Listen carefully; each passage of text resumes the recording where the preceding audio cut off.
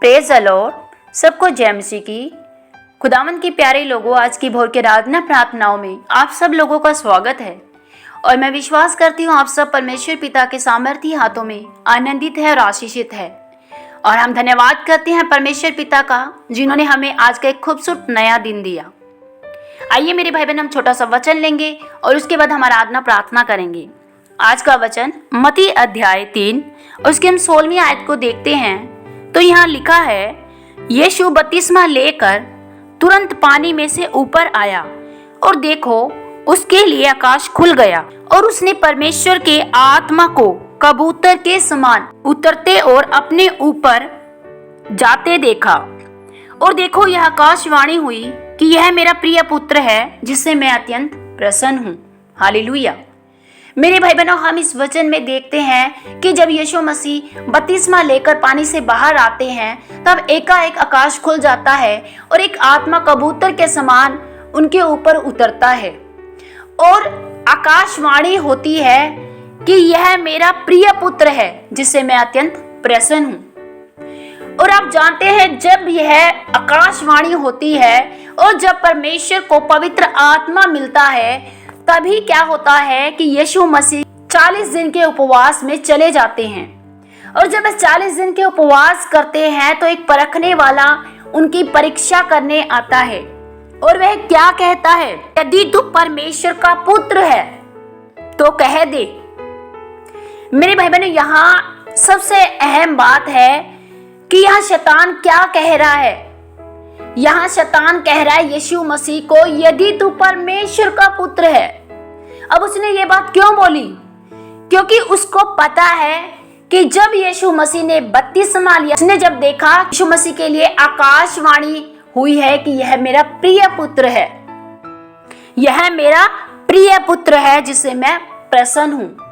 अब शैतान जानता है कि परमेश्वर ने यह भविष्यवाणी, यह आकाशवाणी की है कि ये मेरा प्रिय पुत्र है, इससे मैं प्रसन्न हूँ। शैतान यीशु मसीह की परीक्षा लेता है तो वह हर बात में क्या कहता है, यदि तू परमेश्वर पुत्र है, यदि तू परमेश्वर पुत्र है, यदि तू परमेश्वर पुत्र है।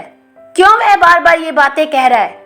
क्योंकि उसने उस आकाशवाणी को सुना था कि परमेश्वर ने उसे अपना प्रिय पुत्र माना है और वह बार बार उसी बात को ले लेकर यीशु मसीह को जता रहा था कि परमेश्वर ने तो तुझे प्रिय पुत्र बोला है और परमेश्वर तुझसे खुश भी है, तो क्या तू ये कर, तू वो कर। वो क्या क्या परीक्षाएं लेकर आया, लेकिन हर परीक्षाओं में उसने क्या बात जताई कि तू तो परमेश्वर का पुत्र है। मेरे भाई बहनों, आज ऐसे ही जब कोई भी मसीह प्रभु यीशु मसीह को अपना जीवन दे देता है, जब वह अपना जीवन परमेश्वर की छांव में होकर बिताना शुरू कर देता है, तो यदि उससे कोई भी छोटी मोटी कोई गलती होती है तो शैतान उसे क्या बताता है? शैतान उसे बार बार कहता है, अरे तू तो परमेश्वर का बेटा बन गया है, अब तू तो एक पवित्र जन बन गया है, तू तो चर्च वाला हो गया है, तू तो एक मसीह बन गया है। देख, तूने तो शराब पी ली, तुझसे तो गाली गलौज हो गया है, तू तो अभी भी लड़ाई झगड़े करने वाला है, तेरे अंदर तो अभी भी पाप बना हुआ है। मेरे भाई बहनों, ये शैतान की फितरत होती है कि वह पहले गुनाह करवाता है और उसके बाद उस गुनाह का एहसास दिलाता है। यहाँ भी शैतान प्रभु यीशु मसीह को पहले क्या कर रहा था, परीक्षा में लेकर जा रहा था और बार बार उसको यही बात जता रहा था, तू तो परमेश्वर का पुत्र है, परमेश्वर तुझसे प्रसन्न है। और हम जानते हैं जब हम मसीह में आ जाते हैं तो यीशु मसीह हम पे कहता है कि जब तूने मुझे ग्रहण कर लिया तो तुझ पर अब दंड की कोई आज्ञा नहीं है। हम जानते हैं जब हम यीशु मसीह को अपना मुक्तिदाता उद्धारकर्ता ग्रहण कर लेते हैं तो वचन बताता है कि तुम पर कोई भी पाप का दंड नहीं आता है। और फिर भी यदि कोई भाई या बहन जिससे जाने अनजाने में कोई गलती या पाप हो जाता है और वह अपने आप को दोषी महसूस करता है तो शैतान उसे बार बार एहसास दिलाने आता है, अब तो परमेश्वर तुझसे प्यार नहीं करेगा, तूने तो शराब पी ली है, तूने नशा कर लिया है, तूने तो गलत काम कर लिए हैं, परमेश्वर का तू प्रिय पुत्र नहीं है। और जब आपकी परीक्षाएं ऐसी बातों को लेकर होती है और तब आप अपने अंदर दोष भावना लेकर उस शैतान की उन बातों में उलझ कर रह जाते हैं और अपने आप को दोषी महसूस करने लगते हैं, तभी आप उसके बिछाए गए जाल में आ जाते हैं और परमेश्वर की उपस्थिति से दूर हो जाते हैं।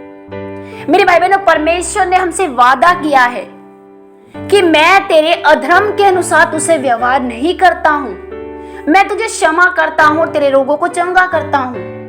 यदि आपसे कोई गलती गुनाह हो जाता है और आपको एहसास होता है कि मुझसे कोई गलती गुनाह हो गई है, और यदि आप अपने उन अपराधों को मान लेते हैं और उसे छोड़ देते हैं, तो आप पर दया की जाती है। क्योंकि बाइबल के नीति वचन 28 में लिखा है, यदि कोई अपराध करता है और उन अपराधों को मान लेता है और उन्हें छोड़ देता है, तो उस पर दया की जाती है। मेरे भाई बहनों, और यही बात होती है कि शैतान बार बार आपको आपके गुनाह को याद दिलाता है, और वह दिलाता है याद कि आप तो परमेश्वर के बेटे बेटी हो, आप तो उद्धार पा चुके हो, आप तो ऐसे पाप कर ही नहीं सकते। मेरे भाई बहनों, आपको शैतान की उन झूठी बातों में नहीं आना है। यदि आपसे कोई जाने अनजाने में कोई गलती गुनाह हो जाती है, तो आप अपने उस पाप को स्वीकार करें और परमेश्वर के आगे अपने पाप को रख दें कि प्रभु, मुझसे जाने अनजाने में ये गलती हुई है, मैं अपने गुनाहों को मानता हूँ, स्वीकार करता हूँ और उन्हें छोड़ता हूँ। जब हम पहले यूहन्ना की पुस्तक में देखते हैं तो वहां भी लिखा है, यदि हम अपने पापों को मान लें तो वह हमारे पापों को क्षमा करने और हमें सब अधर्म से शुद्ध करने में विश्वास योग्य और धर्मी है। कब? जब हम अपने पापों को मान लेते हैं तो वह हमें क्षमा करने में एक विश्वास योग्य और धर्मी परमेश्वर है, वह हमें माफ कर देता है। लेकिन यदि आप शैतान की बातों को अपने दिमाग में रखते हैं और वह आपको बार बार उकसाता है, ओह परमेश्वर का तू प्रिय पुत्र था, परमेश्वर तुझसे खुश थे, तू तो अच्छा भला चल रहा था प्रार्थनाओं में, अब तो तुझसे गलती हो गई है, अब तो तुझसे परमेश्वर प्रेम नहीं करता है, प्रभु ने तुझे छोड़ दिया है, प्रभु तेरी प्रार्थनाओं को भी नहीं सुनेंगे, परमेश्वर तुझसे बात भी नहीं करेंगे और ना ही तेरी अगुवाई करेंगे। हालेलुया। और आप परेशान हो जाते हैं, आप हताश हो जाते हैं, निराश हो जाते हैं, डिप्रेशन में चले जाते हैं, बीमारियों में चले जाते हैं। क्यों? क्योंकि शैतान ने आपकी परीक्षा की और आप उसकी परीक्षा में आ गए। यदि आप मान लेते हैं कि प्रभु आप विश्वास योग्य परमेश्वर हैं, आप धर्मी परमेश्वर हैं, मैं अपने गुनाह को अपने पिता के सामने रखूंगा, मेरा पिता मुझे माफ कर देगा। यदि एक संसारिक पिता अपने बच्चे को माफ कर देता है, जब बच्चा अपने पिता से माफी मांग लेता है तो पिता उसी समय अपने बच्चे को गले लगाकर उसे क्षमा कर देता है, तो क्या हमारा स्वर्गीय पिता हमारे गुनाहों को क्षमा नहीं करता? मेरे भाई बहनों, ये तो हमारे पिता यीशु मसीह और हमारे बीच की बात है, लेकिन शैतान बीच में आता है, दोष भावना लेकर आपको दोषी महसूस कराता है। क्योंकि बाइबल में लिखा है कि हे दोष लगाने वाले, तू कोई भी क्यों ना हो, तू निरुत्तर है, क्योंकि जिस बात में तू दोष लगाता है उसी में तू आप दोषी पाया जाता है। हालेलुया। मेरे भाई बहनों, शैतान की किसी भी बातों में आपको नहीं आना है। यदि आप सच्चे परमेश्वर के पवित्र जन हैं और यदि आपसे कोई गलती गुनाह हो भी जाते और रिपेंट कर लेते हैं, पश्चाताप कर लेते हैं, मन फिरा लेते हैं, तो आप सच में आप परमेश्वर के फिर से वही बेटे बेटी बन जाते हैं, आपको क्षमा मिल जाती है। कब? जब आप माफी मांग लेते हैं। अगर हम बाइबल में देखते हैं तो सदोम और अमोरा के लोगों ने क्या किया? पाप किया, उन्होंने मन नहीं फिराया। मन ना फिराने के कारण वह देश नाश हो गया। और दूसरी तरफ हम जब निनवे देश को देखते हैं, उन्हीं लोगों ने भी पाप किए, सेम ऐसे ही पाप निनवे शहर के लोगों ने किए थे, लेकिन वह देश नाश नहीं हुआ। क्यों? क्योंकि उन्होंने अपने पापों से मन फिराया, अपने पापों को स्वीकार कर लिया था, और यही कारण था वह देश बच गया। और जब हम शाऊल और दाऊद को देखते हैं, शाऊल और दाऊद के दोनों के पापों में बहुत फर्क था। शाऊल ने कोई पाप नहीं किया था ऐसा, सिर्फ उसने अनाज्ञाकारिता की थी, लेकिन दाऊद ने घिनौना पाप किया था, व्यभिचार और हत्या की थी, लेकिन फिर भी शाऊल का पाप क्षमा नहीं हुआ, दाऊद का पाप क्षमा हुआ। क्यों? क्योंकि शाऊल ने पश्चाताप नहीं किया, लेकिन दाऊद ने पश्चाताप किया, दाऊद ने क्षमा मांगी, और यही कारण था कि उसका पाप क्षमा हुआ। शैतान आता है आपको बार बार दोषी महसूस कराने और यह कहने कि तू तो परमेश्वर का बेटा है, तू तो परमेश्वर का प्रिय पुत्र है, तुझसे तो परमेश्वर प्रसन्न है। और जब वह आपके इन बातों में परीक्षा करता है तो क्या आप शैतान की उस परीक्षाओं को पार कर पाते हैं? यहाँ यीशु मसीह जानते थे कि शैतान कैसे मुझे इस बात को लेकर बार बार परीक्षा में लेकर आ रहा है, और यीशु मसीह उसकी हर परीक्षा का सामना कर पाए। क्यों? क्योंकि सच में वो जानते थे, उनको पता था, शैतान की सारी युक्तियों को वो जानते थे। मेरे भाई बहनों, आज आपको भी सचेत रहना है।